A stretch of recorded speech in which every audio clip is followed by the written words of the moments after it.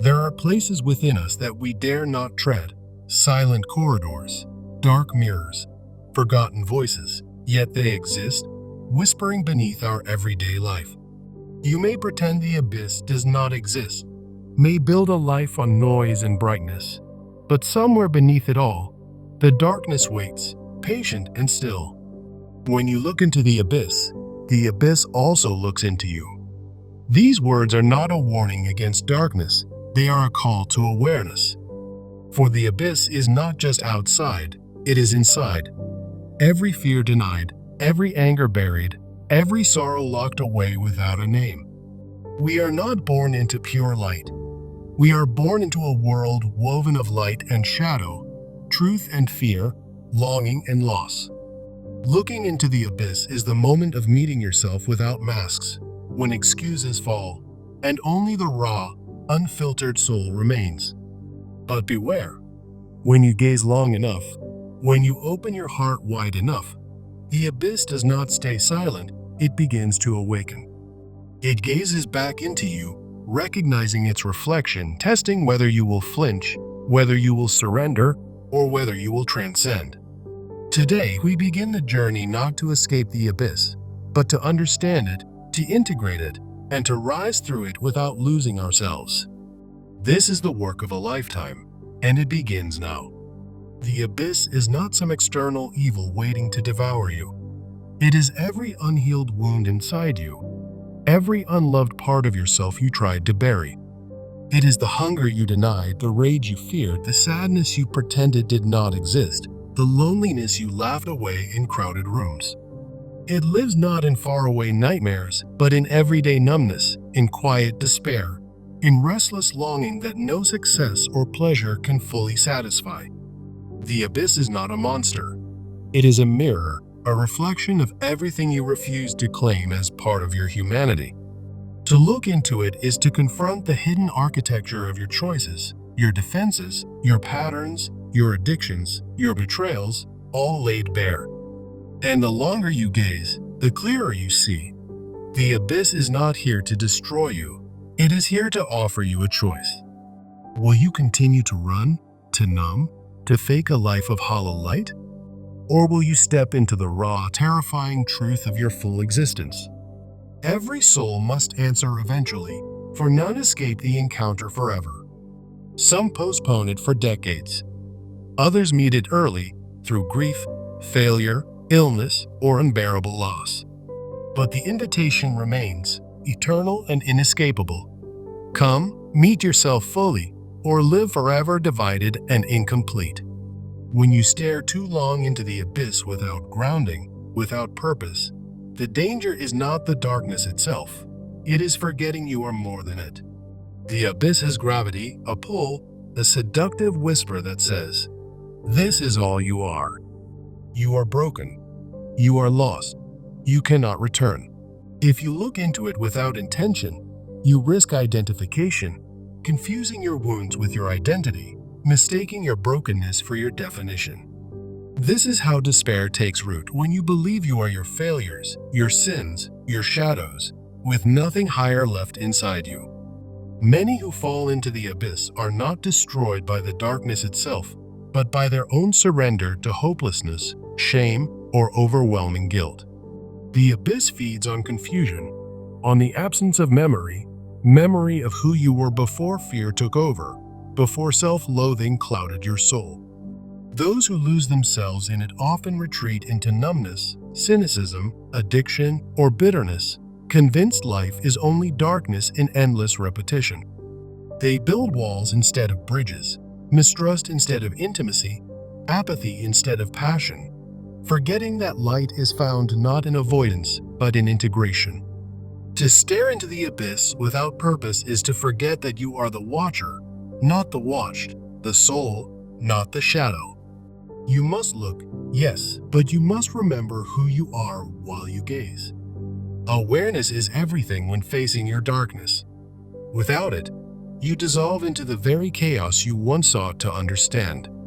Compassion is the anchor that keeps you human when the abyss tempts you to become hollow, mechanical, detached from tenderness and wonder. You must bring light with you when you enter, not external light, but the flicker that lives inside your chest, fragile but fiercely alive. No external savior will pull you out. The rescue is an inside job, fueled by your refusal to let the darkness have the final word. Staring into your own abyss requires boundaries, knowing when to stay, when to rest, when to step back and remember the wider horizon. The darkness is a place of deep truth, but it is not the whole truth. You are more than your sadness, more than your rage. The danger is believing the abyss is all there is, forgetting the sky, forgetting the river, forgetting the laughter waiting on the other side. Darkness can teach you, yes, but if you make it your home forever, you deny yourself the sunrise you were born to experience too. The abyss is a teacher, not a tomb. Learn from it, but do not marry it. When you look into the abyss, see it, honor it, but remember, you are the light observing, not the darkness consuming. Your task is not to become the abyss.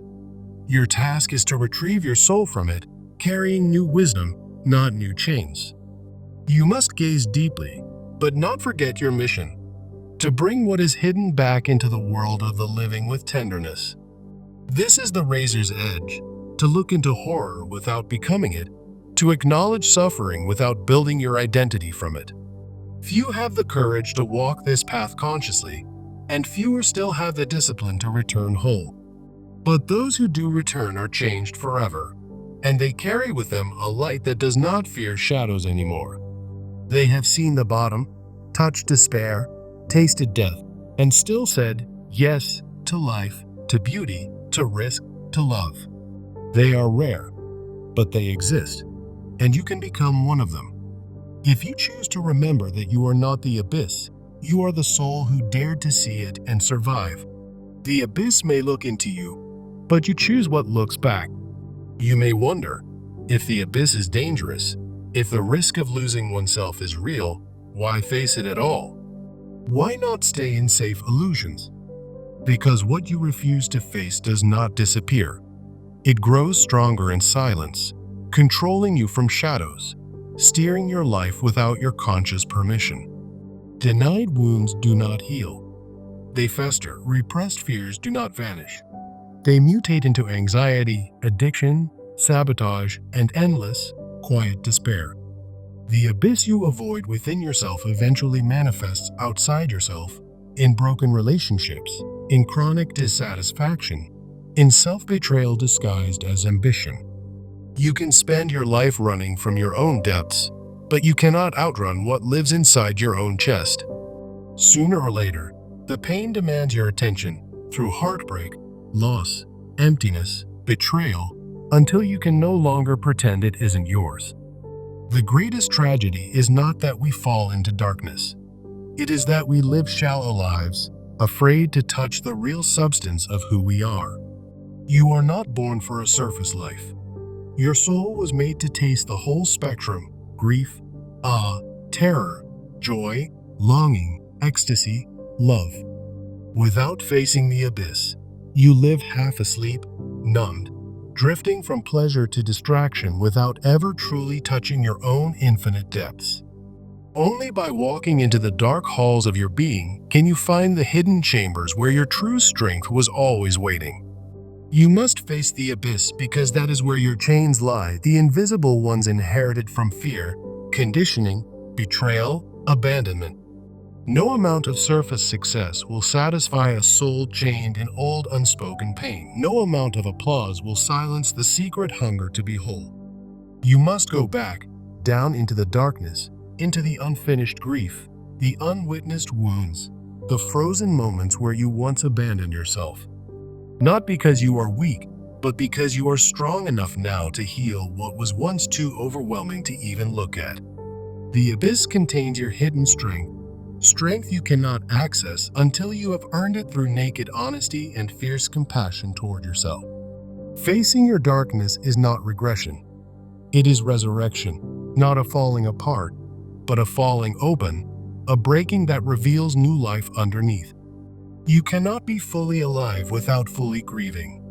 You cannot be fully awake without fully trembling before the terrifying vastness of your own heart.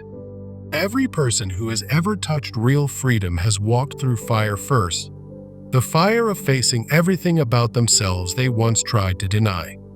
To be whole, you must be willing to feel everything: the agony, the rage, the loneliness, the terror, the beauty, the forgiveness, the infinite love. The abyss holds all of it, not to destroy you, but to invite you into the full experience of being vibrantly, vulnerably, magnificently human. Do not fear the darkness inside you. Fear the life unlived because you were too afraid to meet your own sacred wilderness. Facing the abyss means facing the truth, that you are both fragile and indestructible, broken and holy, finite and infinite all at once. Facing the abyss means reclaiming the parts of you you once thought were too ugly to be loved, too wounded to be redeemed. Every abandoned dream, every silenced hope, every buried cry, they wait for you in the darkness, still alive, still believing you will come back for them. You must look, because ignoring the abyss does not save you from it. It only makes you its unconscious puppet instead of its conscious master. Freedom is not the absence of fear, it is dancing with fear without letting it dictate the rhythm of your soul anymore. Peace is not the absence of pain. It is the ability to hold pain and still choose tenderness, still choose wonder, still choose life. Wholeness is not about removing darkness. It is about becoming large enough to hold darkness and light together without denying either. True strength is not the absence of trembling. It is trembling and still walking forward, still opening your heart, still loving even after breaking. You were not made to escape your darkness. You were made to become the kind of being who can carry light through darkness without losing your way. Some will tell you to reject your pain, to silence your anger, to shame your grief, but they have forgotten the sacred contract of being human. You are not here to bypass your darkness. You are here to bless it, to learn from it, to rise because of it, not despite it. When you look into the abyss, you are not submitting to despair. You are submitting to the truth that real life includes darkness as well as light. You are not weak for crying. You are not broken for trembling. You are not a failure for needing time to heal old invisible wounds. Every tear you shed waters the ground where your new life will eventually take root, grow, and blossom beyond your current imagination. Every breakdown you endure with honesty becomes a future breakthrough written into the architecture of your soul's evolution. Darkness is not your enemy. Indifference is a life half-lived is more tragic than a life shattered and rebuilt again and again in truth. Do not mistake comfort for peace. Often, true peace only comes after the fires of truth have burned down all the illusions you clung to for survival. Do not mistake numbing for healing. True healing leaves you more awake, more tender, more courageous, not more detached or indifferent. When you have walked through your own abyss, you become unshakable, not because you feel nothing, but because you have felt everything and survived. The abyss tests your heart not to punish you, but to reveal it to yourself, stripped of pride, stripped of illusion, stripped of shallow certainty. It shows you what cannot be faked: your devotion, your resilience, your willingness to live fully in a world that guarantees pain and loss. You cannot fake facing the abyss. Your soul knows the difference between pretending to heal and actually walking through the fire naked and trembling. You cannot think your way out of darkness. You must feel your way through, guided only by the flickering torch you hold inside your own ribs. You must let the darkness do its sacred work, stripping you of everything false until only the truest, fiercest parts of you remain standing. You must surrender to the mystery without surrendering your soul to despair. Trust that even when you feel lost, your roots are growing deeper unseen. Healing is often invisible before it becomes visible. The deepest shifts happen in the silent places where no one sees, applauds, or even understands. Trust the invisible work you are doing. Trust the nights spent weeping, doubting, raging, They are making you real in ways nothing else ever could. The abyss will not hand you enlightenment. It will hand you choices, and each choice you make in darkness shapes the soul you carry forward. Choose tenderness over bitterness, even when bitterness feels easier. Choose courage over retreat, even when retreat feels safer. Choose life over and over again.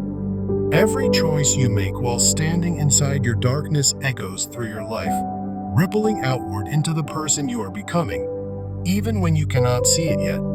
Every act of tenderness toward your own suffering is a revolution against the generations of shame and silence that once imprisoned your ancestors. Facing the abyss is the beginning of ending ancient cycles of fear, self-abandonment, betrayal, and the quiet horror of a life half-lived. Your healing is not just for you. It echoes forward, freeing others who are still trapped in the patterns you dared to break open. Your courage creates unseen pathways for those who will come after you, your children, your friends, your community, the strangers you will never meet. You are not just facing your own darkness. You are healing the invisible lineage of human suffering that brought you here, asking to be redeemed. When you stand before your abyss with open eyes, open hands, open heart, you become the rarest thing in this world, a fully alive human being. And the world needs fully alive souls now more than ever, souls who can hold darkness and still radiate unyielding, untouchable light. Survival is not about running from the abyss. It is about learning how to walk through it without letting it erase your memory of the light. First, anchor yourself daily in the knowledge that you are more than your pain, more than your fear, more than the stories written on your wounds. You are not here to be swallowed by darkness. You are here to carve pathways through it, carrying wisdom, carrying tenderness, carrying life itself. Trust in something greater than the abyss, even when you cannot feel it, whether you call it God, the soul, hope, or the future unfolding.